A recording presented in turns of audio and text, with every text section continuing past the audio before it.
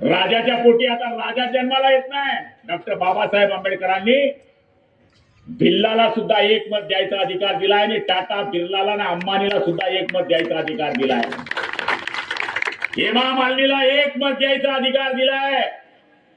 समाधान महाराज तुमच्या बायकोला सुद्धा एक मत द्यायचं. त्यामुळे मतदानाच्या दिवशी तुमची बायको हेमा मालिनी आहे.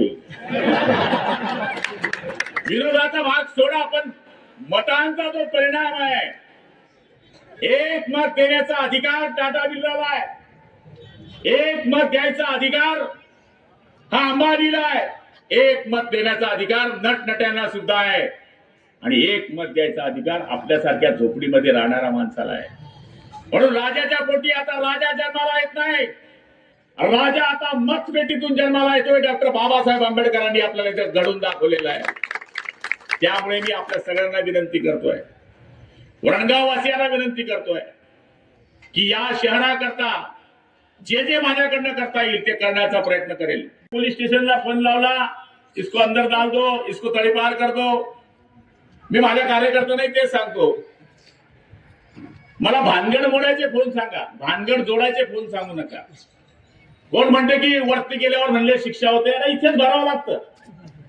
वरती वाट पाहत नाही देव. आता इथं आपण पीक पेरतो, कधी कधी उगतं, कधी कधी उगत नाही.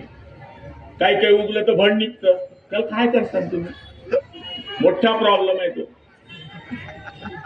मुक्ताईनगर मध्ये कोणाची लढाई होती हो? भाजप आणि शिवसेनेची. तुमचे नेते कोणत्या पक्षाचे हो? मग तिकडे का काय त्यांचा कार्यक्रम चालला होता? इकडे मूळ राष्ट्रवादी इकडे आले नाही, तिकडे भाजप करता काम केले. हे कोणत्या पिक्चर आहे? आणि ते माझ्यावर टीका करायला, गुलाबराव पाटील असा आहे तसा आहे. अरे मी निवडून आलो ना भाऊ, असा तसा नाहीये. तुम्ही आम्हाला त्रास दिला, तुम्ही आम्हाला जेलमध्ये टाकलं, तुम्ही चंद्रकांत पाटलांना त्रास दिला, तुम्ही सगळ्या लोकांना त्रास दिला, म्हणून तुम्हाला हे भोगावं लागते. त्रास नाही द्यायचा. अरे मंत्र्यापासून लोकांना वाटलं पाहिजे की मला संरक्षण आहे, मंत्र्यापासून भीतीने वाटली पाहिजे, त्याला म्हणता मंत्री. हे पद काय आज आहे उद्या नाहीये. टॅग पकडना में रात में माझी मंत्र्याबरोबर कोई नाही रहता उसके साथ में. जे हे तुमची पब्लिक आहे याच प्रेम आपल्या बरोबर राहतं. आणि आज आपल्या बांधवांना मी हीच विनंती करणार आहे, मला राजाच्या पोटी आता राजा जन्माला येत नाही.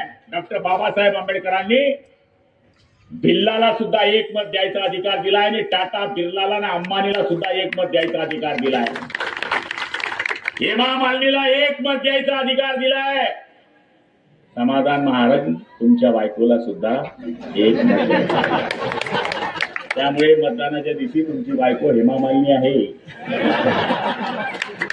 विरोधाचा भाग सोडा, पण मतांचा जो परिणाम आहे, एक मत देण्याचा अधिकार टाटा बिर्लाला आहे, एक मत द्यायचा अधिकार हा अंबानीला आहे, एक मत देण्याचा अधिकार नटनट्यांना सुद्धा आहे आणि एक मत द्यायचा अधिकार आपल्यासारख्या झोपडीमध्ये राहणाऱ्या माणसाला आहे.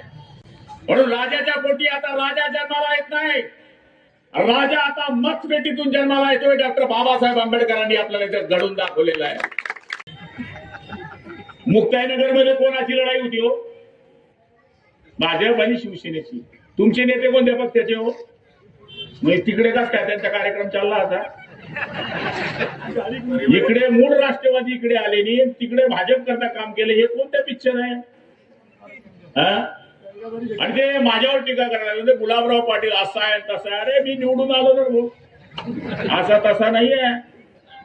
तुम्ही आम्हाला त्रास दिला, तुम्ही आम्हाला जेलमध्ये टाकलं, तुम्ही चंद्रकांत पाटलांना त्रास दिला, तुम्ही सगळ्या लोकांना त्रास दिला, म्हणून तुम्हाला हे भोगावं लागते. त्रास नाही द्यायचा. अरे मंत्र्यापासून लोकांना वाटलं पाहिजे की मला संरक्षण आहे, मंत्र्यापासून भीतीने वाटली पाहिजे, त्याला म्हणता मंत्री. हे पद काय आज आहे उद्या नाहीये. टॅग पकडना में रात में माझी मंत्र्याबरोबर कोई नाही रहता उसके साथ में. जे हे तुमची पब्लिक आहे याच प्रेम आपल्या बरोबर राहतं.